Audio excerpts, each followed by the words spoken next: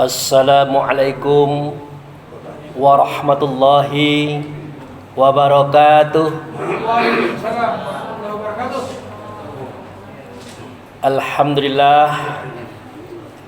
Alhamdulillahillazi arsala rasulahu bil huda wa dinil haqq liyuzhirahu 'alad dini kullihi walau karihal musyrikun. Asyhadu an la ilaha illallah wa asyhadu anna Muhammadan abduhu wa rasuluh la nabiyya ba'da. Allahumma sholli ala sayyidina Muhammad wa ala ali sayyidina Muhammad. Amma ba'du. Yang saya hormati Bapak Ketua daripada Mushola kita beserta jajarannya. Yang saya hormati Pak Imam Khotib Bilal Ghorim. Yang saya hormati para pemuka masyarakat, kaum ulama cerdik pandai di dalam negeri. Yang saya hormati bapak-bapak, ibu-ibu, saudara-saudari dan jamaah semuanya. Insyaallah kita ini dicintai, disayangi dan dikasihi oleh Allah dan Rasulnya. Kita banyak bersyukur kepada Allah. Dengan anugerahnya kita diberi kesehatan dan diberi kekuatan, sehingga dengan itu kita dapat hadir dan datang di masjid yang kita cintai ini. Tak lain tak bukan tujuan kita adalah untuk ibadah, tentu ibadah kepada Allah Subhanahu wa ta'ala. Selanjutnya kayak dapat ikutan kita Nabi Muhammad Rasulullah sallallahu alaihi wasallam. Kita menyatakan salawat, Allahumma sholli ala sayyidina Muhammad wa ala ali sayyidina Muhammad. Amma ba'du. Bapak-bapak, ibu-ibu yang saya hormati, ini sudah puasa yang berapa nih? 8 sudah ya? Tinggal 9. Insyaallah besok kita tempuh puasa yang ke-9. Jadi pada malam hari ini Bapak Ibu yang saya hormati, saya hendak menyampaikan sedikit kisah yang mungkin sudah kita lupakan. Biasanya kan kalau kita ada orang yang meninggal di sekitar kita ataupun di luar daripada pergerangan kita, nah biasanya ustadz itu ceramah dan selalu membawa kalimat inna lillahi wa inna ilaihi raji'un. Ya begitu. Apa terjemahannya, Bu? Kami datang daripada Allah, akan kembali kepada Allah. Jadi kenapa saya angkat kalimat ini? Untuk mengingatkan kepada kita bahwa salah satu misinya para rasul dan nabi diturunkan ke bumi ini, yaitu untuk mengajak kembali kaumnya, umatnya kepada Allah. Tapi sebelum itu dibawa kembali yang sebenar-benarnya, para rasul dan nabi tadi mengajarkan dulu cara kembali. Nah itulah misi kenabian dan misi kerasulan daripada para rasul-rasul itu. Mulai dari Nabi Adam, Idris, Nuh, Hud, Lut, Saleh, Ibrahim, Ishak, Yakub, Yusuf sampai kepada Nabi Muhammad. Misinya cuman itu. Jadi dari Baitullah Hakikat itu semua ruh itu ataupun semua kita itu kan diturunkan ke dunia itu. Nah nanti akan kembali lagi sampai masanya, sampai ajalnya dia harus kembali lagi ke tempat semula. Tapi siapa yang mau mengajarkan itu? Tidak ada kecuali Allah yang mengajari. Ya, Allah yang menunjuki. Melalui siapa? Melalui rasul-rasul yang diutus, melalui nabi-nabi yang diutus.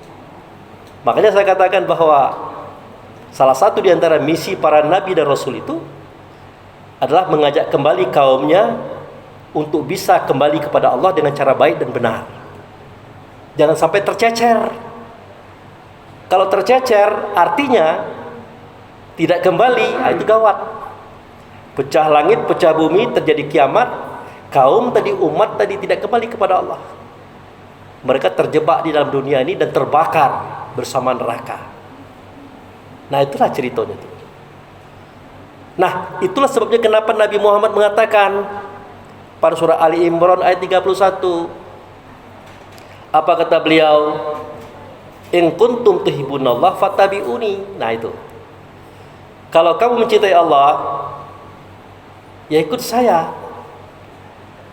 Supaya apa? Supaya Allah mencintai kamu juga, mengasihi kamu juga, menyayangi kamu juga, dan mengampuni dosa-dosa kamu kalau kamu ikut aku. Jadi Rasul itu kan utusan artinya. Dia dari Allah diutus ke dunia ini. Untuk apa? Untuk jemput kita. Akhirnya dia berkata, kalau kamu cinta kepada Allah, kalau kamu ingin kembali kepada Allah, ikut saya. Nah, sekarang beliau sudah duluan. Tinggal kita cari di mana beliau sekarang, biar kita ngikut. Di mana ini, Bu? Nah, itu. Jadi kita kebiasaan mendengar sejarah yang disampaikan oleh manusia ke manusia, tapi jarang kita mau membaca sejarah yang tertuang dalam kitab Al-Quran itu. Jadi dikatakan situ, kalau kamu memang mencintai Allah, ingin kembali kepada Allah, ya ikut saya. Maka ditunjukkanlah oleh Allah, oleh Rasul, di mana beliau sekarang. Apa bunyi ayatnya?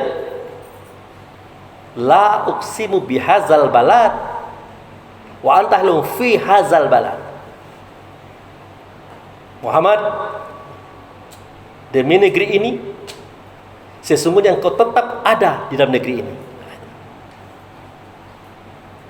Kita tidak tanya negeri mana. Maka ditunjukkan oleh Allah, disampaikan oleh Rasul, itu ada pada surah Ali Imran ayat 96-97.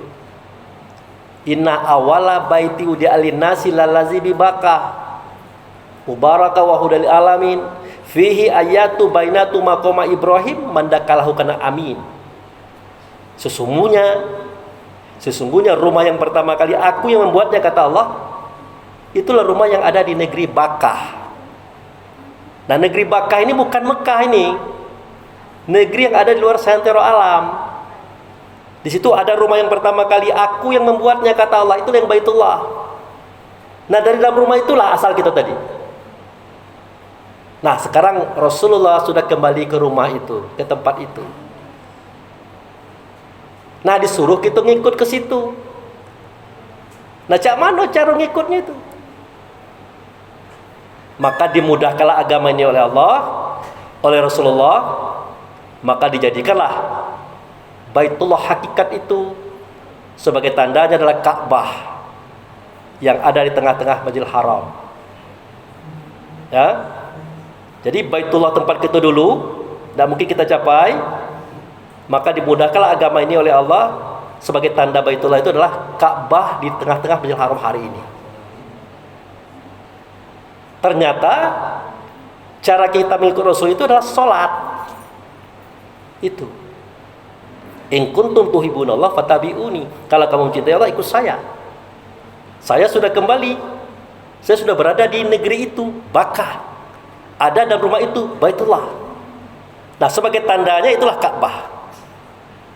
Nah, itulah sebabnya kenapa Bapak Ibu saya hormati, dimanapun penjuru dunia, kalau ada masjid, pasti ada mihrab. Mihrab seperti ini. Pasti ngadap Ka'bah. Sudah itu, rukun Islam yang kelima itu haji atau umroh. Setiap orang sholat, tidak ada yang membelakangi Ka'bah. Semuanya ngadap kepada Ka'bah. Yang di sana ngadap ke sini, yang sini ngadap ke sana, itu ngadap ke sini. Pokoknya Ka'bah yang ada gitu. Kenapa? Pada hakikatnya kita menuju kepada Baitullah karena Ka'bah itulah tanda Baitullah. Itu. Makanya kata Allah yang diungkapkan pada surat Toha ayat 14, wa aqimis sholah li zikri. Dirikanlah sholat untuk mengingat. Jadi sholat itu mengingat, Pak. Sholat itu adalah mengingat. Artinya dengan ingatan. Jadi kata Nabi Muhammad, orang yang tidak punya ingatan tidak bisa sholat. Apakah karena dia kanak-kanak? Apakah karena dia gila? Apakah karena dia tidur? Karena dia pingsan? Tidak bisa sholat. Atau dia sudah dewasa, dia tidak tidur, dia tidak gila, tapi dia kemana-mana ingatannya, tidak bisa juga sholat. Seperti sholat kita biasa ini.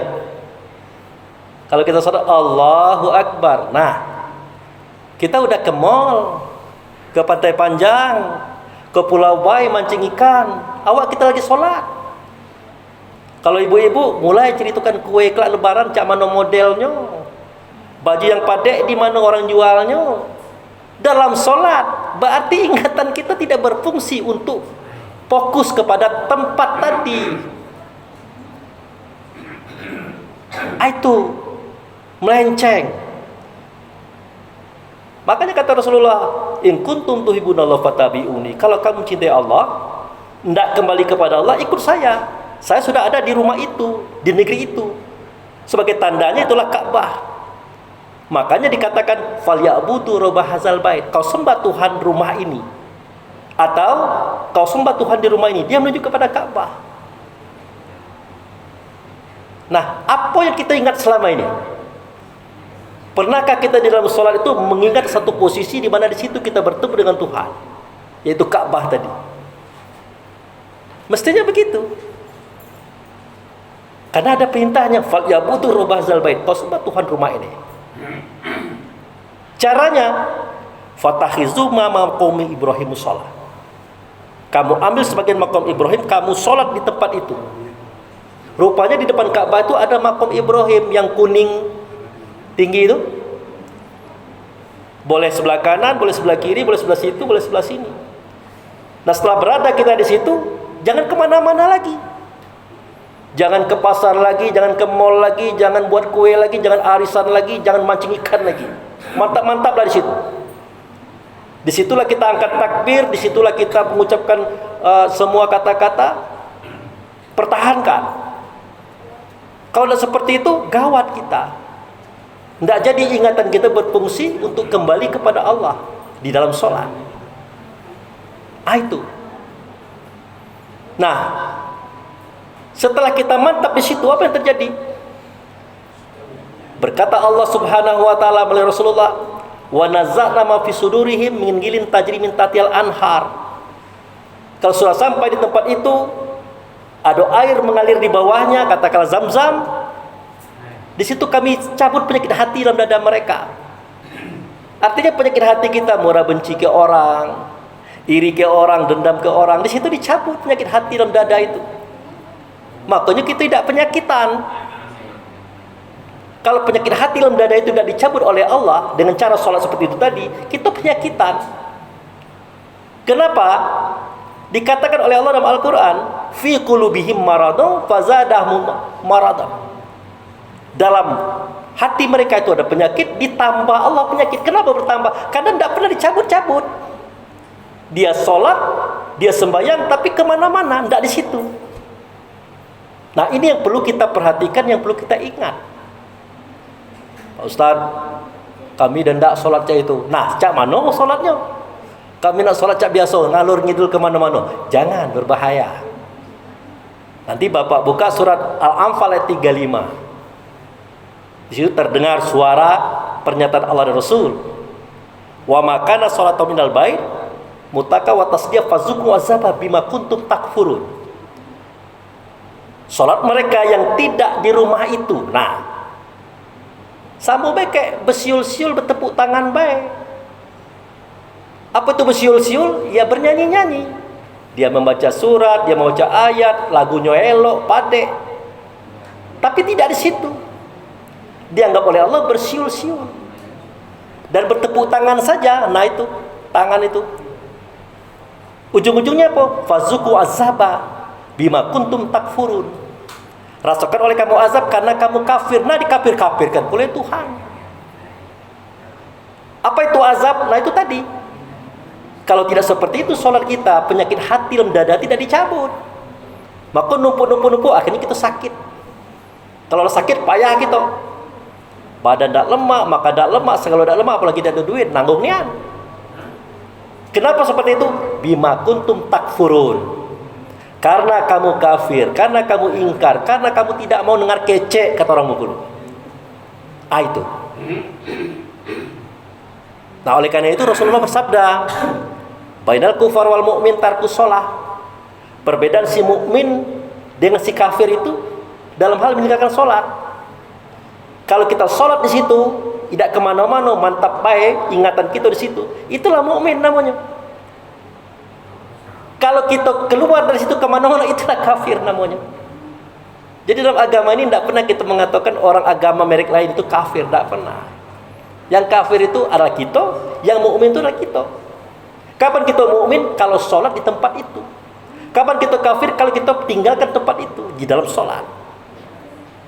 Sayangnya kajian kita ini dalam tapi waktu dikit, terpaksa agak terburu-buru. Nah, begitulah caranya mengikut Rasul, kata Allah. Begitulah caranya mengikut Nabi, kata Rasul. Nah, ini nanti lihat di surat Al-Baqarah. Wa kadzalika ja'alnakum ummatan wasatan litakunu syuhada'a 'alan nas wa yakunu rasulu 'alaikum syahida wa ma ja'alna qiblatan allati kunta 'alaiha illa lama ma yatabi'ur rasul mimma yanqalib 'ala aqibai. Tidaklah aku jadikan sistem perkiblatan di dalam salat seperti ini kecuali untuk kami ketahui siapa yang mengikut Rasul, siapa yang berpaling daripadanya. Ya, illa lama mayatabi Rasul mimma yanqalib ala aqibai. Nah, tidaklah kami buat sistem kiblat seperti ini kecuali untuk kami ketahui siapa yang ikut Rasul, siapa yang berpaling. Jadi kalau kita tidak sholat seperti itu, dianggap tidak ikut Rasul, berpaling itu. Nah, kalau kita sholat seperti itu, itulah disebut mengikut Rasul. Jadi Bapak Ibu saya hormati, kita terlalu banyak mendengar ceramah, diajak oleh Ustadz ikut Rasul, tapi tidak ditunjukkan bagaimana cara ikut Rasul. Ya, cara ikut Rasul itu sholat itulah. Jadi dari Nabi Adam sampai Nabi Muhammad, tidak ada misi dia kecuali mengajak kembali kaumnya ini balik lagi kepada Allah. Caranya itu sholat. Kalau istilah Nabi Muhammad, ya Abu Bakar anta mutu qablal maut. Wahai Abu Bakar, matilah kamu sebelum mati. Artinya sholat itu, kita kan belum mati nih, tapi belajar untuk mati. Nah, itulah sholat. Jadi sholat adalah latihan untuk mati. Sholat adalah latihan untuk kembali. Itulah yang diajarkan oleh Adam sampai ke Muhammad. Nah, tinggal kita meneliti kembali, ya, memahami kembali bagaimana cara sholat yang baik dan benar seperti yang Al-Quran dan hadis sampaikan kepada kita. Jadi yang saya sampaikan malam ini hanya bunga-bunganya baik, Pak. Tidak mungkin kita buka kaji, karena kita ini tarawihan, bukan kaji gitu. Nah, tapi intinya adalah itu, bahwa sholat itu adalah ingatan. Nah, ingatan itu jangan kemana-mana. Pertama kali perlu kita ingat adalah kita ini sedang sholat.